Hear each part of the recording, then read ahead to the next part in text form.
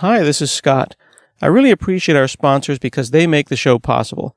Today's show is sponsored by Developer Express. Become a UI superhero with DevExpress controls and libraries. Deliver elegant .NET solutions that address customer needs today. By leveraging your existing knowledge, you can build next-generation touch-enabled solutions for tomorrow.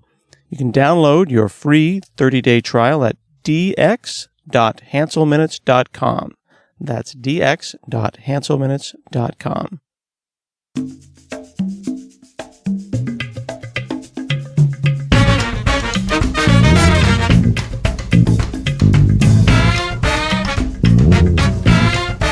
From hanselminutes.com, it's Hansel Minutes, a weekly discussion with web developer and technologist Scott Hanselman. This is Lawrence Ryan announcing show number 450. In this episode, Scott talks with Google engineer Erica Joy about her work history and what it really means to have a diverse workplace. Hi, this is Scott Hanselman. This is another episode of Hansel Minutes, and I'm talking with Erica Joy, who's an engineer at Google. How are you? I'm doing all right, Scott. How are you today? I am very well. Thanks for chatting with me today. Well, thanks for inviting me. We've been on Google Plus for a while now. Kind of orbiting people who orbit each other, kind of like, oh, there's that person again. Yeah. And I've noticed we have lots of shared interests in film and comics and all these kind of things. So, and of course, as engineers. But you recently posted this piece on Medium called The Other Side of Diversity. And I did. It got a lot of response. Mostly positive? Mostly positive, for sure. There are some pockets of the internet, Reddit, a little bit of Hacker News where it wasn't so positive, but, I didn't read too much of those comments, never read the comments. Never, ever read the comments. I believe in that. And I thought it would be interesting to talk to you about, kind of your come up, like how did you start? When was your first interaction with computers and your relationship with computers? So my first interaction with computers that I can remember was when I was around 7. My mom had a computer at our house in Florida. And I remember her showing me QBasic, and I poked around with that as a 7-year-old. I remember the black and green screen. Mm-hmm. Yeah. Was there a sense of like, I'm exploring something, or there's power here, or did you have any sense of what you're doing? You're just poking buttons. There was no sense of that. I was just poking buttons and pressing, 10 and 20 and all that stuff. Typical basic stuff. But I didn't really know what I was doing. I was just playing around, My mom pretty much just sat me in front of it just to give me something to do, I think. I didn't really begin to love computers until I went to this HyperCard workshop as a 10-year-old. It was when I was living in Alaska. And for some reason, my school decided to send me to this workshop that was, 30 miles away. And I got to play with HyperCard as a 10-year-old. And that's when I fell in love with it. You just got sent off as like a talented and gifted kind of thing? Like, cause they put me on the bus and they were like, you're different. You should go do this. Yeah, I was in gifted and talented classes. So it might have been related to that. I just remember they put me in a cab. A 10-year-old me was like, oh my gosh, I'm riding in a cab all by myself. And they put me in a cab and sent me 30 miles away to this thing. And was that, and you say that was when you fell in love with computers, like that was the moment for you? Yep, I remember it vividly. I remember using HyperCard and Laserdiscs to put together something that might have looked something like a web page before web pages were a thing, maybe. HyperCard was so ahead of its time. Yeah, it was. It was so fun. I just remember I was doing a thing on diamonds and the Hope Diamond was what my Laserdisc was about. And it was just, as 10-year-old me was just like, this is the greatest thing ever. Yeah, because it was like PowerPoint, but you're making a stack of cards, you're building up knowledge, and it was like a little web of 3x5 cards. Exactly. And it was fun. And I wanted to take it home with me, but there was no HyperCard at my house. Yeah. They, relating to that story a little bit, I grew up in Portland in, kind of a lower middle class neighborhood, and there was only one computer.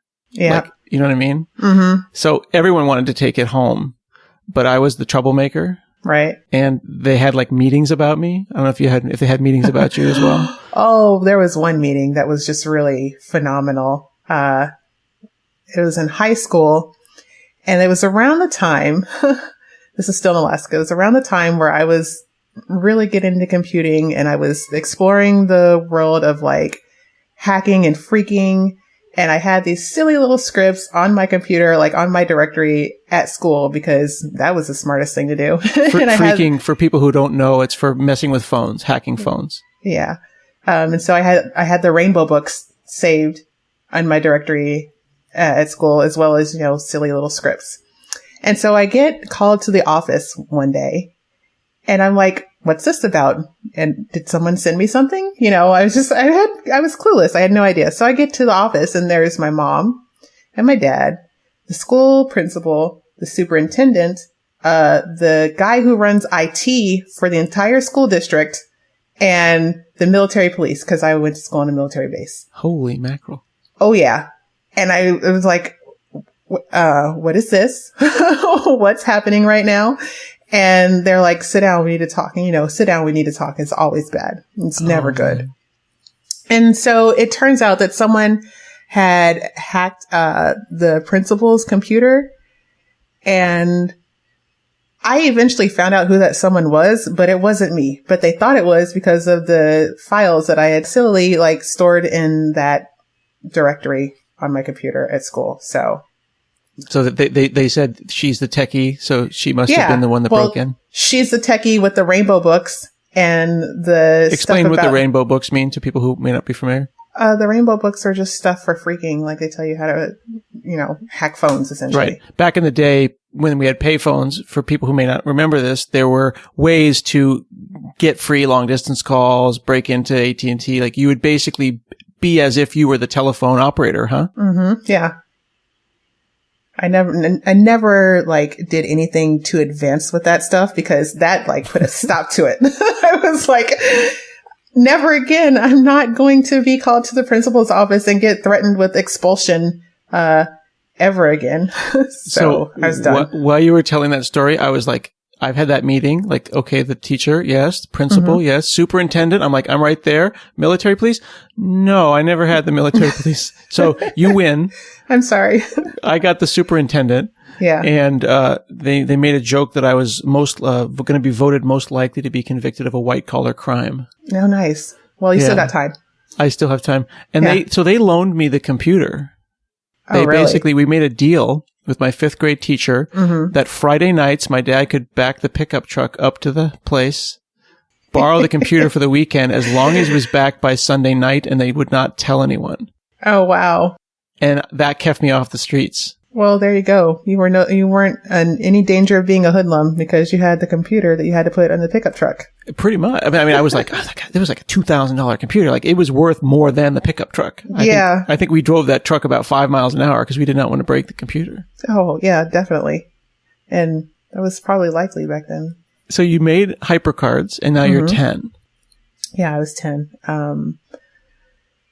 I didn't really do much with computers aside from the standard, computer class stuff, and playing, Carmen Sandiego and Oregon Trail, etc. That was the best. Oh God, wasn't it? Those are the good games. Like, where is Carmen Sandiego now? Where in the world is Carmen Sandiego, Scott? But I do know that, so they made a Walking Dead version of Oregon Trail in Flash. Shut up, really? Oh my goodness. So go and Google for Oregon Trail. Oregon Trail? Oregon, like Organ. Okay. And it's basically the cast of The Walking Dead on the Oregon Trail. And it's like, you're dying right now. Yeah, don't play it now. We're doing a podcast. I'm not going to play it, but I'm looking at it. I can see it. But it's fabulous. Amazing. Yes. Yeah. So then you have to drive your truck across, across the Oregon Trail, trying not to get eaten by zombies. Oh, wow. So did you think you were a programmer already at 10?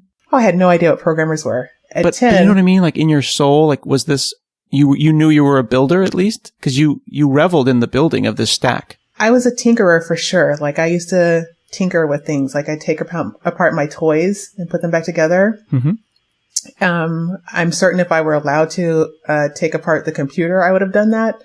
I took apart my Walkman for sure. I remember that. I remember taking apart my Walkman just to see how it worked, and I put it back together. So yeah, I was a tinkerer. I like to fix things for sure.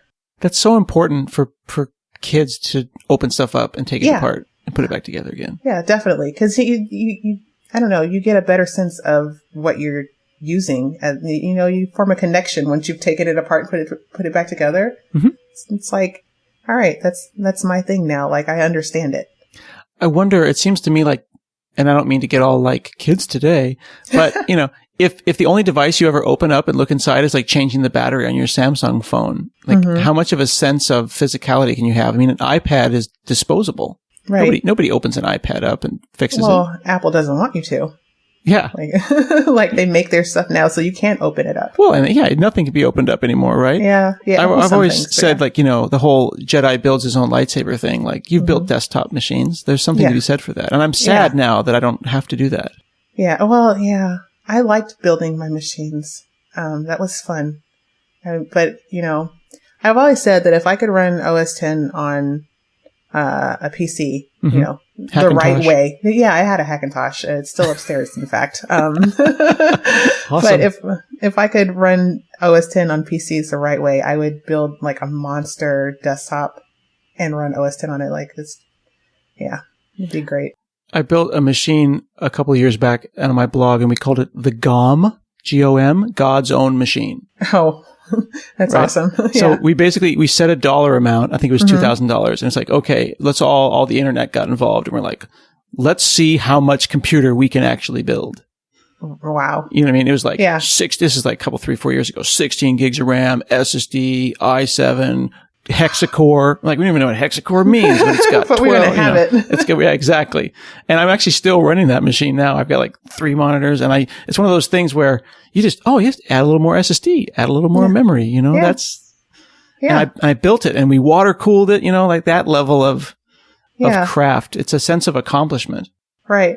And I miss that upgradability, right? Like you're still running the same machine because you can add things to it, right? Like I can't upgrade my Mac.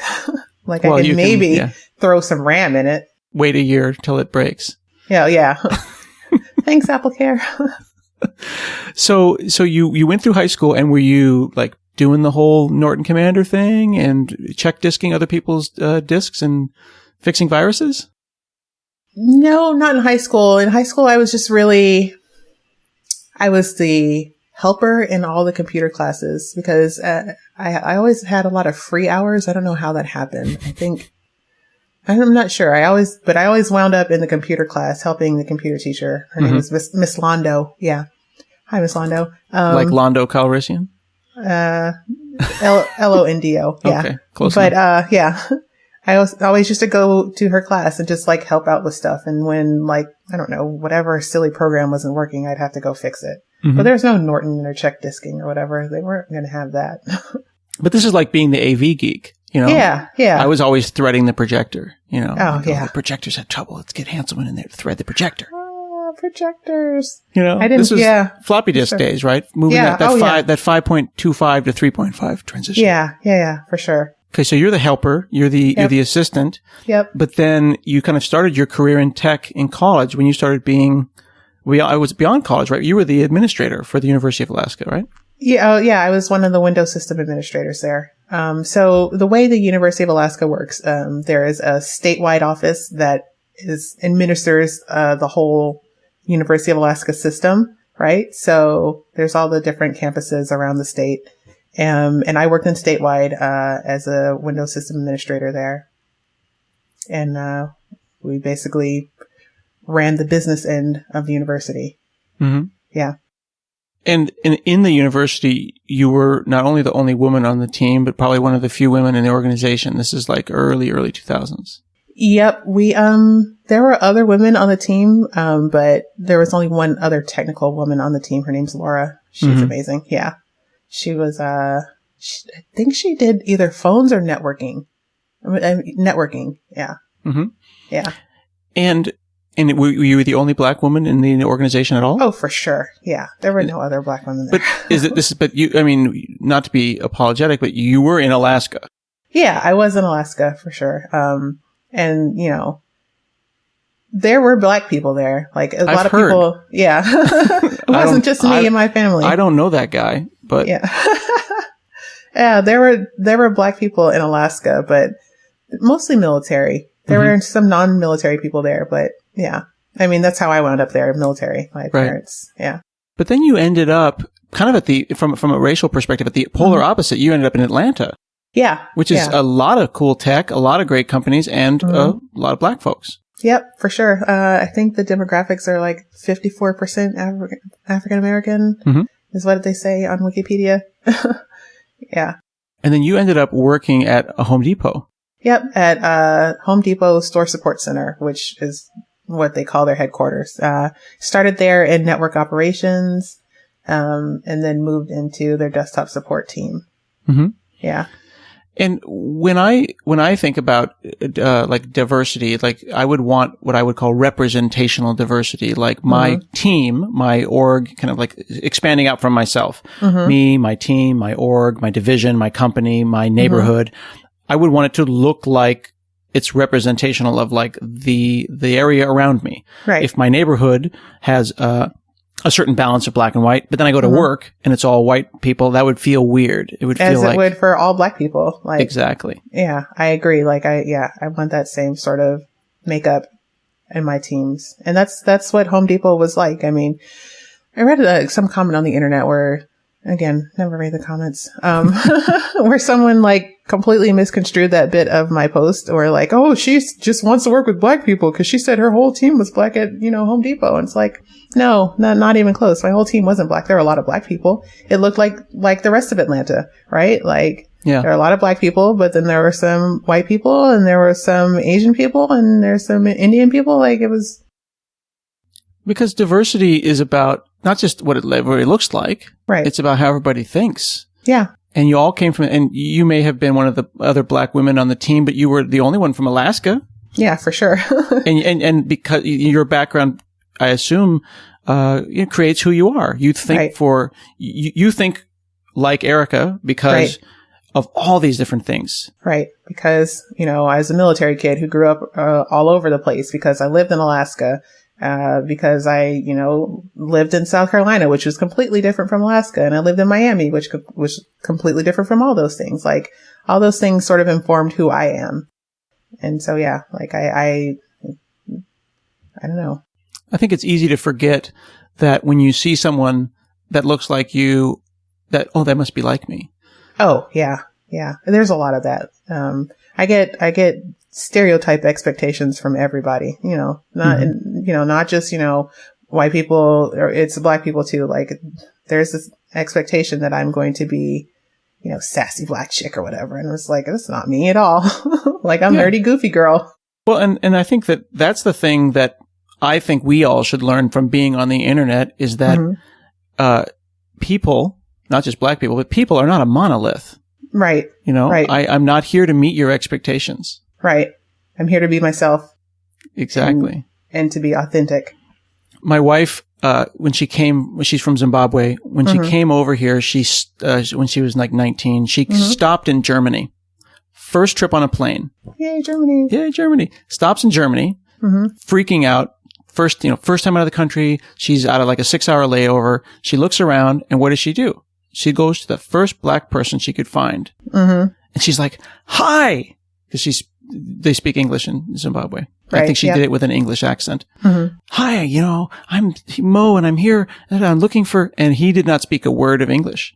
Yep. Because he was a German guy. Yep. And he was not interested in talking to my wife. And he just basically was very German, with all due respect to my German friends and listeners, and walked away. And she was just left with this. And now 20 years later, my wife still talks about this. She's like, and that's when I realized how big the world was. Yep. And how not all the same. Not everyone who looks like me is my friend. The same. Yep. And not everybody who looks different is an enemy. In fact, most of my friends look different than me, and I enjoy that. Right? Like, I enjoy diversity. Yeah. And you wrote about that as you kind of go from place to place, the demographic changes. It was one extreme when you were in Alaska, and there was another extreme at Home Depot. And then you're still in Atlanta, but then you show up at Google. Yeah. Yeah. That was fun. People don't believe me when I tell this story about how I got hired at Google. This was in 2006. And at that point, Google was still putting ads on Craigslist. So I had just discovered Craigslist because, Craigslist had been around for a while at that point, but it wasn't really big in Atlanta, and I'd heard about it online. I was like, oh, let me check this out. And so I'm poking around on Craigslist and I see this opening for a job at Google, and I thought it was completely fake. That's not real. But you answered it anyway. I sure did. And I sent in my resume, and like a few months later, they contacted me, and I still was thinking, this isn't real. This is fake, And I'd use one of my throwaway email addresses. Like it was even in 2006, you knew that it was like, yeah, it's all lies on Craigslist. Yeah. Like Craigslist. No, nobody hires on Craigslist. Get out of here. Be serious. But yeah, so I responded to an ad on Craigslist and went through the whole interview process, which was a lot, and ended up getting hired. And could you believe it? Was this like a dream, or does it like just being swept away? It wasn't even a dream. Like I never dreamed of working at Google because that just seems so far off. Like Google is in California and I'm in Atlanta. Like I didn't expect Google to have an office in Atlanta. So no, it wasn't a dream. It was just like an unbelievable experience. Mm-hmm. Yeah. And when you got that though, it didn't seem like that was the most diverse place of thinking. Like it was, even though it was in Atlanta, it was not Home Depot. No, it was not Home Depot. No, it wasn't. I think, the sales side was a little bit more diverse than the eng side. Mm-hmm. Engineering side. Yeah. The engineering side. But engineering was, not diverse at all. It was mostly homogenous. I mean, there were some, Hispanic people, I believe, but. Would that make you more comfortable? If you're in a group, and you're the only black woman and it's like 10 white guys and you. Yep. And let's say a couple, like you just said, well, there may be a couple Hispanic people. Does any brown face in a storm make you feel like, well, it's okay. Like there's so and so. No, it doesn't help, does it? No, not really. No, it's, how do you explain that sense of isolation to a random white dude? It's hard to explain, right? Like, cause you try to say, okay, imagine yourself being amongst a group of black people, but that's not the reality. It's a different thing. Yeah. And, still a white dude being amongst a group of black people, like you still know that somewhere else you are still the majority. Well, like, that's the description of privilege, isn't it? You can always just leave. Yeah. Yeah. So yeah, I thought I got it because, I've got all these black friends and I hang out with my black friends. Mm-hmm. This is 15, 20 years ago. But then, I went to Zimbabwe and we stayed there for a while, and I'm on the street with my wife and everyone is staring at us. Yeah. Like, cause what is going on over there? Okay. Yeah. Yeah. So then we tried an experiment because my wife is cool like that.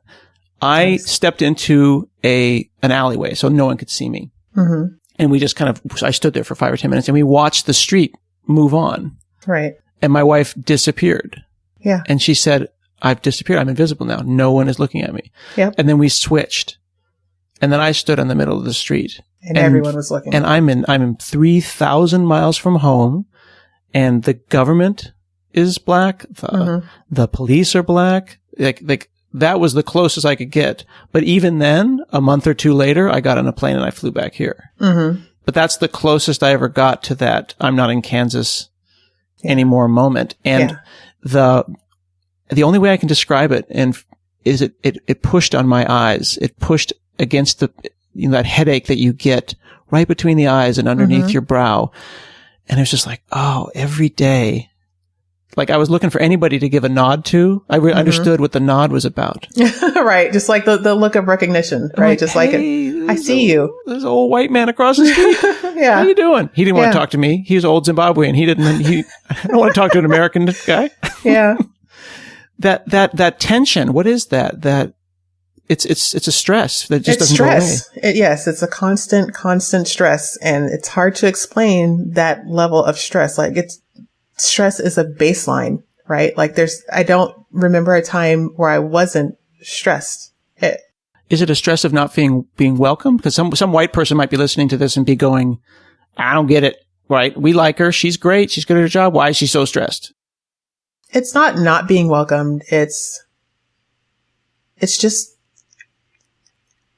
I don't want to call this microaggressions because I don't consider them aggressions, but like you said, being stared at, like when you're standing in a building full of people who don't look like you. And, you know, my desk in, my building before last was on a major like walkway. Right. So all the people walking by, right, are just staring. And I mean, granted, I'm a 6 foot tall Black woman, so. Sure. And they're not staring like in a she needs to leave kind of way. They're just right. Like, it's just like, oh, that's unexpected. There you go. Yeah. Like, oh, hey. Huh. It's like a double take. It's just like they're walking like, oh, hello. Yeah. Like you're different. And that's what it is. It's like, I am different. I cannot disappear. I am always visible. Yes. I do not have the luxury of anonymity. Like if I'm having a bad day, I don't get to just like hide and I'm always visible. Right. Always. Because if that day you come to work with a sour face because you're upset about whatever, you know, your cat's sick, you come to, and they're like, oh, she's pissed off about something, right? People will read into that because you're the only angry Black woman on this, that day. The angry Black woman. I hate that stereotype. Drives me up the wall. But don't you feel like when you go to work, if you're not happy, then people are going to look at you and assume this or that? Yeah. I don't know if I don't know if I don't look happy, but I know that I feel like people are going to assume that I'm the angry Black woman if I say things that are angry-ish, right? Like not necessarily negative, but like if I am critical of something, it's just like in the back of my head, I'm like, are they thinking that this is angry Black woman or are they accepting my feedback as a coworker? Yeah. I don't know how to explain that. No, but stereotypes are dangerous because they make it easy to dismiss valid feelings as stereotypes. Let's say something bad happened to the build. They broke the build and you get angry. They can dismiss that valid technical fact that they broke the build and you're angry about it and just say, oh, well, the angry Black woman. There you go. Yeah. Right. Or whatever other drunk Irishman or whatever stereotype. All you have to do is meet that stereotype once and you've given an excuse for people to minify you. Yeah. Into that stereotype. Yeah. And then you lose your legitimacy. Yeah. And also a little bit, I think, of your personhood. Because you stop being the person and you become the stereotype. Does that make it hard to remember who you are? Do you have to do you go home to remember who you are or? No, I don't think I go home to remember who I am. I mean, to be honest, like here, there's really not much of a respite. Like that's why the whole bit about Oakland, right? Because when I was in Oakland, it's like, oh, this is what it's like to be in a diverse environment. And again, like I don't mean just like around Black people. I mean around everybody, right? Like the guy I was dating in Oakland was a white guy and his best friend was Asian. And, we would hang out and it was just like, Rainbow Coalition time, like Benetton ad. Like that's the sort of diversity I like. Yeah. Yeah. Yeah. I live in Portland, which is not known for being diverse, although there are pockets. But when I was in New York last week, and every time I go to New York, I'm like, why don't I live in New York? Like, this is where I'm supposed to be. And that's where I realized that the television show Friends was just complete crap because they hung out for 8 years, 5 white friends. Yep. And they never saw anybody of color at all. And they were in Manhattan. Oh, no. Oh, except for Aisha Tyler. Yep. Yep. Yeah. The one Aisha Black Tyler in girlfriend. season 6 or something. Yep. But it's just like, and for people who are listening who may have made it this far, but still think that this is a bunch of garbage, it's that your life is more full when you have such a diverse bunch of friends. And you might have all white friends, but they might still be diverse. You might have people from other countries, other religions, other cultures. Right. Converted Muslim, who knows? But they are people with different viewpoints. Right. And yeah, that's really important. And so, yeah, like just being amongst, diverse people, diverse backgrounds, I really enjoy that. So I would like to have more of that. Hence my move to Oakland in the future. So you've decided that Oakland is where you want to live? Oh yeah, definitely. Like I've picked out a house I want to buy. Awesome. Like, yeah, it's weird because for a long time I used to say I'm not setting down roots in the Bay Area. It's ridiculous. Like the home prices here are too much. But like Oakland is the first place I've felt a sense of real community. Like I felt it some in Atlanta, but it was not like, it didn't feel like home. Mm-hmm. Oakland feels like home, right? And it makes me want to live there. So yeah, I picked out a house. Would you do me a favor and go to your Medium article? I will do this. And would you read that last paragraph for me as we close? I will do this also. I'm waiting for it to load. No worries, because it's a powerful article, and I think that it said a lot, and it spoke to a lot of people of all colors and all creeds. Mm-hmm. But I appreciated the last paragraph particularly. Yeah, I will read that for you. I know this. I am not my job. I am not my industry or its stereotypes. I am a Black woman who happens to work in the tech industry. I don't need to change to fit within my industry. My industry needs to change to make everyone feel included and accepted. And I meant that about everyone, like not just me. I don't mean the industry needs to just change to include and accept Black women. Mm-hmm. We need to include and accept everyone. Everyone needs to feel like they are free to be their authentic selves. And if we do that, we will all be better for it. Yes.